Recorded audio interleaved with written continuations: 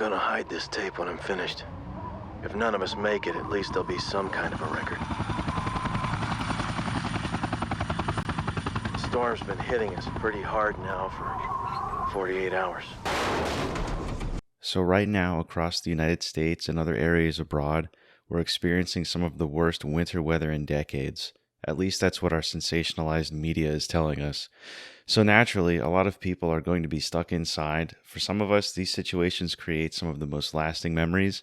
And for others, it just gives us a time to reflect and rekindle some of those older memories. So here it is, the only game to play during a blizzard. The Thing.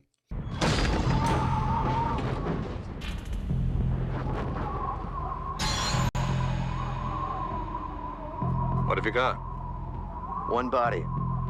No survivors.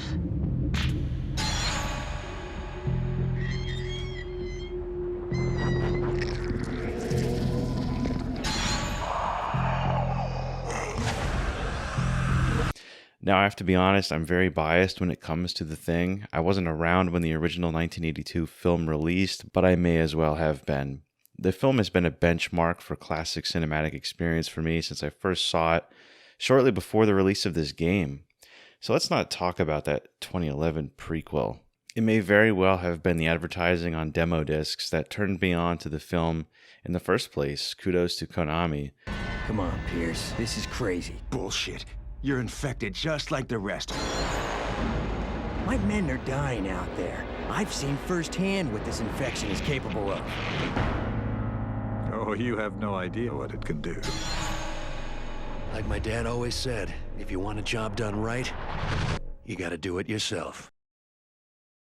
But it's been so long that it's hard to remember. Seeing bits and pieces of the film playing on cable television before knowing what it was, always being captivated and a little terrified of it, never knowing for sure what the film was actually called. So first, a little background. The Thing isn't just a sequel to the 82 cult classic. It was supposed to be a sort of a rebirth of the franchise. Back in 2002, Universal Interactive Studios identified The Thing as the franchise with the most potential for multiple successful games.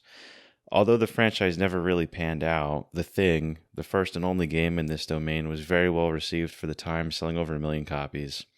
I would also like to note here that, according to a bit of research, it's possible that Activision Blizzard may still hold the rights to this game, and any material, demos, or whatever planned for a sequel.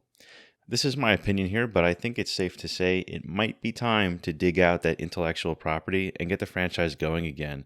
If anyone of influence hears this, make it happen. Just not like the 2011 movie. Anyways, why is this the only game to play during a blizzard? Well, of course it's not the only game to play, but it really suits the atmosphere. The Thing is all about being stuck inside, with venturing outdoors not only frowned upon, but can be potentially a lethal mistake. It's always about managing the psychology of those around you. The power's out, it's cold, lots of things are broken, needing quick repair. The people around you are starting to lose their cool, to put it mildly. Sounds like the average winter in the Northeast. But let's not just gloss over the psychology aspect of the game. The game is built around this. It's called the Fear System, and it was extremely innovative for its time. Critical reviews from the period say that it was poorly implemented, though it was made known later by the developers that a fully open-world, free-roam, immersive experience like this was essentially impossible to implement. The Fear System is built on trust. The Thing, both the game and the film, is all about never truly knowing who is who.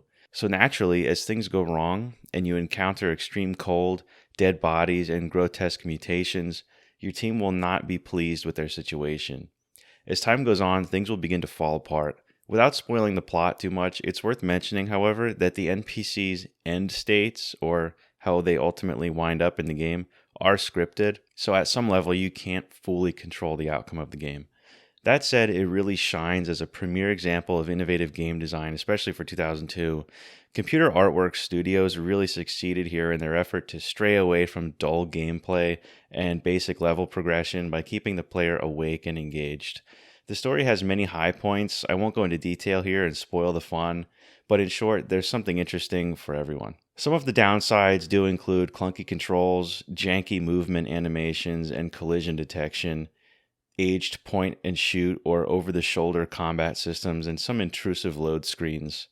These downsides, though, truly pale in comparison to this game's ability to suck you into such an extreme environment, taking lead into room after room of insane horrors while managing your team.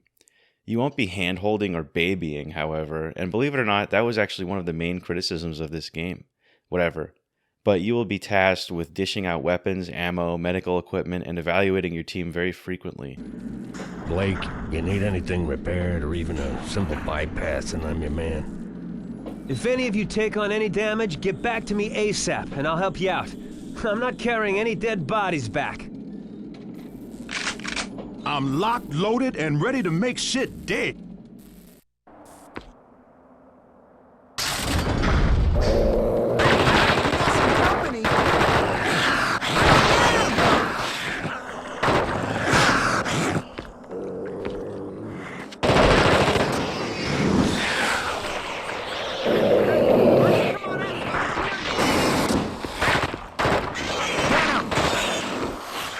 Oh, and in case this quick run-through hasn't totally sold you already, I'll cover what I believe to be some of the most interesting aspects of the Thing franchise. The 1982 John Carpenter film was based on a screenplay by Bill Lancaster, which in turn was based on a 1938 short story called Who Goes There? This short story told essentially the same story.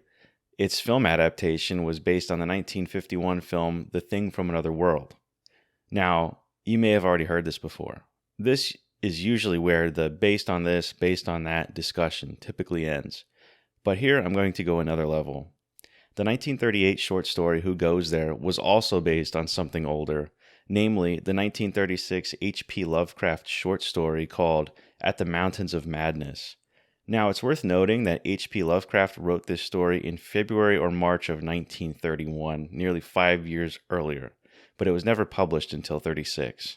This story details the ill-fated exploration of Antarctica, resulting in the discovery of an ancient civilization and alien species, with many crew members perishing under mysterious circumstances or going insane.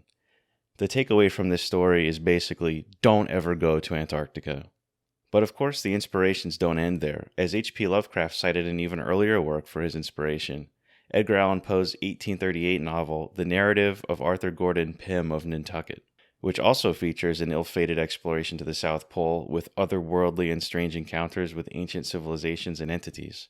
Poe even borrows from earlier source material here, but it is much more difficult to trace, so I'll leave it at that for now. So, my advice to fans of winter, blizzards, being stuck inside during a blizzard, fans of the Antarctic, or just curious about it in general, fans of John Carpenter, H.P. Lovecraft, or Poe, head on over to eBay and snag a copy for $10 or $15 for Xbox or PlayStation 2, and a set of component cables for the best experience, which honestly surprised me on how good it looked. So that's it for now. As always, feel free to like and subscribe if you're new here. Until next time, this is Retro Renovo. Thanks for watching. RJ McCready, helicopter pilot, U.S. Outpost North 31.